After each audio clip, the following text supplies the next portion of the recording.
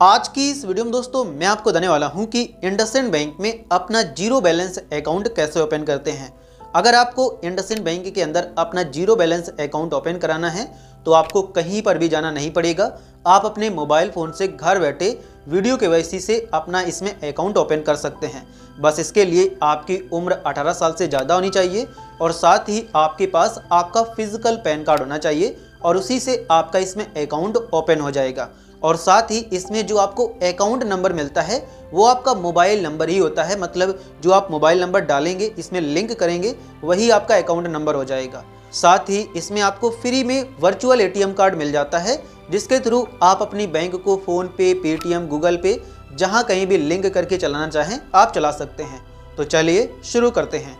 तो इंडसइंड बैंक में अपना जीरो बैलेंस अकाउंट ओपन करने के लिए जो आप ये वीडियो देख रहे हैं, सिंपली आपको इसके टाइटल पर क्लिक करना है। तो यहाँ पर आपको इंडसइंड बैंक में अकाउंट ओपन करने की लिंक मिल जाएगी। तो इसी लिंक पर आप क्लिक कर देंगे और जैसे आप इस लिंक पर क्लिक करोगे तो आपको IndusInd.com मतलब इंडसइंड बैंक की ऑफिशियल वेबसाइट पर भेज दिया जाएगा और यहाँ से आप इसमें अपना अकाउंट ओपन कर सकते हैं। तो अकाउंट ओपन करने के लिए आपको यहाँ पर सिंपली अपना मोबाइल नंबर डालना होता है और आपको वही मोबाइल नंबर डालना होता है जो मोबाइल नंबर आपके आधार में लगा है। तो यहाँ पर आप वो मोबाइल नंबर डालेंगे और जो मोबाइल नंबर आप यहाँ पर डालते हैं वही मोबाइल नंबर आपका अकाउंट नंबर बन जाता है। बस उसमें शुरुआत में 15 ऐड हो जाता है और वही आपका अकाउंट नंबर हो जाता है। तो यहाँ पर आपको मोबाइल नंबर डालना है, आपको आपका अकाउंट नंबर दिख जाएगा जो आपका इस बैंक में बनेगा जा करके। तो इसके बाद आप नीचे आएंगे, टर्म्स को एक्सेप्ट करेंगे और कंटिन्यू पर क्लिक कर देंगे। उसके बाद आपके मोबाइल नंबर पर OTP जाएगा, तो आपको वो OTP यहाँ पर डालना है और वेरीफाई पर क्लिक कर देना है। और जैसे ही आप वेरीफाई पर क्लिक करेंगे तो आपके सामने आधार एंड पैन को वेरीफाई करने का ऑप्शन आ जाएगा। तो यहाँ पर सबसे पहले आप अपना आधार नंबर डालेंगे, जो भी आपका आधार नंबर है उसको आपको यहाँ पर डाल देना है। और उसके बाद यहाँ पर आप अपना पैन नंबर डालेंगे और उसके बाद आप नीचे आकर के टर्म्स को एक्सेप्ट करेंगे और टर्म्स को एक्सेप्ट करने के बाद आप सेंड वेरिफिकेशन OTP पर क्लिक कर देंगे। और जैसे आप इस पर क्लिक करोगे तो आपके आधार रजिस्टर्ड मोबाइल नंबर पर एक OTP जाएगा, तो उस OTP को आपको यहाँ पर डाल देना है और OTP डालने के बाद आपको यहाँ पर नेक्स्ट पर क्लिक कर देना है। उसके बाद आपको अपनी पर्सनल डिटेल्स डालनी पड़ेगी। तो पर्सनल डिटेल्स में सबसे पहले आपको एप्लीकेंट की डिटेल्स यहाँ पर डालनी पड़ती है। तो यहाँ पर आप अपना ईमेल आईडी डालेंगे। ईमेल आईडी डालने के बाद आपको अपना मैरिटल स्टेटस चूज़ करना होगा कि आप मैरिड हैं या सिंगल हैं। तो जो भी आप हैं वो आप अपने हिसाब से यहाँ पर चूज़ कर लेंगे। उसके बाद आपको अपने मदर का नेम डालना है, फिर आपको अपने फादर का नेम डालना है, फिर आपको अपना ऑक्यूपेशन चूज़ करना होगा कि आप करते क्या हैं। तो आप सेलेक्ट ऑक्यूपेशन पर क्लिक करेंगे, आपके सामने salaried, self employed, retired, student सभी ऑप्शन आ जाएंगे। जो भी आप हैं वो ऑप्शन आप यहाँ से चूज़ कर लेंगे। ऑप्शन चूज़ करने के बाद आपको यहाँ पर नीचे आना है, लाइन ऑफ बिजनेस बताना है। जैसे मैंने सेल्फ एम्प्लॉयड चूज़ किया है तो मुझे बताना पड़ेगा कि मैं क्या करता हूँ। अगर आप स्टूडेंट चूज़ करेंगे तो उस केस में आपको नहीं बताना पड़ेगा। तो यहाँ पर आप लाइन ऑफ बिजनेस पर क्लिक करेंगे, आपके सामने सभी यहाँ पर बिजनेसेस आ जाएंगे। तो जो भी आप करते हैं आप अपने अकॉर्डिंग यहाँ पर चूज़ कर लेंगे। उसके बाद आपको नीचे आकर के अपनी ग्रॉस मंथली इनकम बतानी पड़ेगी कि आप महीने का कितना कमाते हैं। तो आप इस पर क्लिक करेंगे, अलग अलग स्लैब्स आपको यहाँ पर दिख जाएंगी। तो महीने का आप जितना भी कमाते हैं उस स्लैब को आप यहाँ से सेलेक्ट कर लेंगे। उसके बाद नीचे आपको आपका परमानेंट एड्रेस दिख जाएगा, मतलब जो एड्रेस आपके आधार पर पड़ा है वही एड्रेस आपको यहाँ पर दिख जाएगा।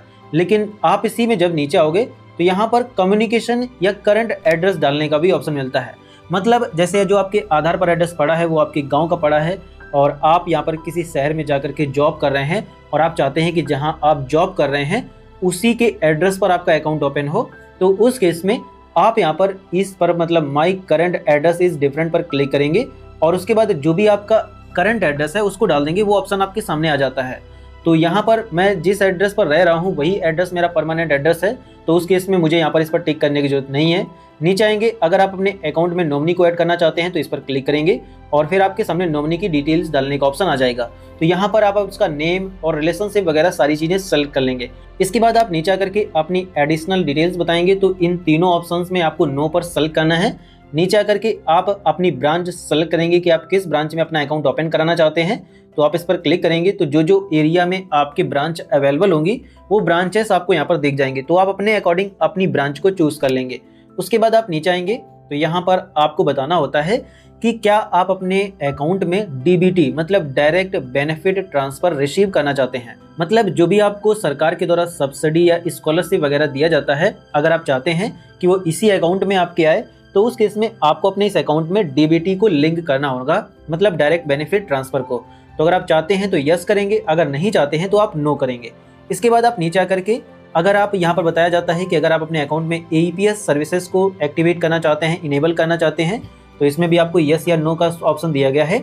आप चाहते हैं तो यस करेंगे, नहीं चाहते हैं तो नो करेंगे। साथ ही मैं आपको बता दूं कि आखिर ये होता क्या है।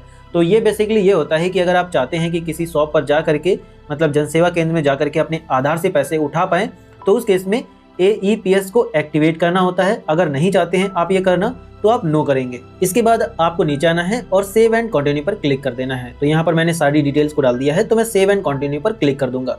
जैसे ही आप सेव एंड कंटिन्यू पर क्लिक करेंगे, उसके बाद आपके सामने इसके अकाउंट्स आ जाएंगे, जितने भी इसके अकाउंट्स हैं तो यहाँ पर आ गए हैं। तो यहाँ पर सबसे पहला है इंडस डेलाइट अकाउंट। तो ये completely zero balance saving account है, कोई भी मंथली बैलेंस आपको मेंटेन नहीं करना है और इसमें इनिशियल फंडिंग आपको मात्र 500 रुपए की करनी पड़ती है। हालांकि ये इनिशियल फंडिंग कम ज़्यादा भी हुआ करती है। इसी के साथ आप यहाँ पर एरो पर क्लिक करेंगे तो इसके और भी अकाउंट्स दिख जाएंगे जिनको आप ऑनलाइन ओपन कर सकते हैं। एक ये है इंडस मल्टीप्लायर अकाउंट। इसी प्रकार आप और यहाँ पर क्लिक करेंगे तो ये भी है, एक है इंडस सेलेक्ट सेविंग अकाउंट। तो जो कम्प्लीटली जीरो बैलेंस अकाउंट है वो यही है इंडस डेलाइट अकाउंट, जिसमें आपको कोई भी बैलेंस वगैरह मेंटेन नहीं करना है। साथ ही यहाँ पर आपको फ्री में इसका वर्चुअल कार्ड भी मिल जाता है, तो आप इसको भी यहाँ पर सेलेक्ट कर लेंगे। और सेलेक्ट करने के बाद आपको सिंपली क्या करना है कि नीचे आना है और सेव एंड कंटिन्यू पर क्लिक कर देना है। जैसे ही आप सेव एंड कंटिन्यू पर क्लिक करोगे, आपके अकाउंट की समरी आ जाएगी। तो जो आपने इन्फॉर्मेशन अभी डाली है अकाउंट ओपन करने के लिए, वो सारी समरी यहाँ पर अवेलेबल है। जिसको आप देखना चाहते हैं तो यहाँ पर आप देख सकते हैं। इसके बाद आपको नीचे आना है, इन दोनों टर्म्स को एक्सेप्ट करना है और कन्फर्म पर क्लिक कर देना है। और जैसे ही आप कन्फर्म पर क्लिक करोगे तो आपके सामने फंडिंग करने का ऑप्शन आ जाएगा। मतलब आप अपने अकाउंट में जो भी पैसे डिपॉजिट करना चाहते हैं वो आपको यहाँ पर डालना पड़ेगा। मिनिमम आपको 500 रुपये तो डिपॉजिट करना ही पड़ेगा। इसके ऊपर आप जितना भी चाहते हैं वो आप डिपॉजिट कर सकते हैं। यहाँ पर लिमिट दी गई है कि आप मैक्सिमम अकाउंट ओपन करते समय 90,000 रुपये तक डिपॉजिट कर सकते हैं। तो मुझे यहाँ पर 2,000 रुपये ही डिपॉजिट करने हैं, तो मैंने डाला। डालने के बाद पे नाउ पर क्लिक करेंगे। जैसे ही आप पे नाउ पर क्लिक करोगे, आपके सामने पेमेंट्स के ऑप्शंस आ जाएंगे, debit card, net banking, UPI. तो मुझे यूपीआई से करना है, मैंने यूपीआई पर क्लिक किया। उसके बाद आप पे नाउ पर क्लिक करेंगे, आपके सामने गूगल पे, पेटीएम, फोन पे, भीम पे सभी ऑप्शंस आ जाएंगे। मुझे फोन पे से करना है, मैंने फोन पे पर क्लिक किया। यहाँ पर आप अपनी यूपीआई आईडी डाल देंगे और यूपीआई आईडी डालने के बाद आप वेरीफाई पर क्लिक कर देंगे। आपकी यूपीआई आईडी वेरीफाई हो जाएगी। इसके बाद आपको प्रोसीड पर क्लिक करना है। जैसे ही आप प्रोसीड पर क्लिक करोगे तो जिसकी भी आपने यूपीआई आईडी डाली है उसकी यूपीआई आईडी पर ये 2,000 रुपये डिपॉजिट करने की एक पेमेंट रिक्वेस्ट चली जाएगी और इस पेमेंट रिक्वेस्ट को आपको 15 मिनट के अंदर कंप्लीट करना पड़ता है। तो यहाँ पर अगर आपने किसी दोस्त की या फैमिली मेंबर की डाली है तो उसके फोन पे में रिक्वेस्ट जाएगी पेमेंट करने की। अगर अपनी डाली है तो आपके फोन पे में जाएगी। तो यहाँ पर ये रिक्वेस्ट आ गई है मेरे फोन पे में। इसके बाद आपको पे नाउ पर क्लिक करना है और अपनी बैंक से पेमेंट को कंप्लीट कर देना है। और जैसे ही आप पेमेंट को कंप्लीट कर देंगे तो ये जो पैसे हैं ये यहाँ पर इस अकाउंट में डिपॉजिट हो जाएंगे। और जैसे ही पैसे डिपॉजिट हो जाते हैं तो आपके सामने केवाईसी करने का ऑप्शन आ जाता है। मतलब आपको अब अपना सिर्फ केवाईसी करना है, आपका अकाउंट यहाँ पर ओपन हो गया है। साथ ही इसी में जब आप नीचे आएंगे तो आपको आपका अकाउंट नंबर और रेफरेंस नंबर भी देखने को मिल जाएगा। तो अगर आप अभी केवाईसी करना चाहते हैं तो प्रोसीड पर क्लिक करके केवाईसी कर सकते हैं। अगर आप अभी नहीं करना चाहते हैं तो आपको 1 साल का टाइम मिलता है। आप 1 साल में कभी भी अपनी केवाईसी कर सकते हैं। और इतना सब करने के बाद आपका जो अकाउंट है वो मैक्सिमम 4 घंटे में ही ओपन हो जाता है। तो हमारा जो अकाउंट है वो यहाँ पर आधे घंटे में ही ओपन हो गया था, एक्टिवेट हो गया था। आपको फिर इंडसइंड बैंक की तरफ से इस प्रकार का मैसेज आ जाता है जिसमें आपको आपका अकाउंट नंबर और आईएफएससी कोड देखने को मिल जाता है।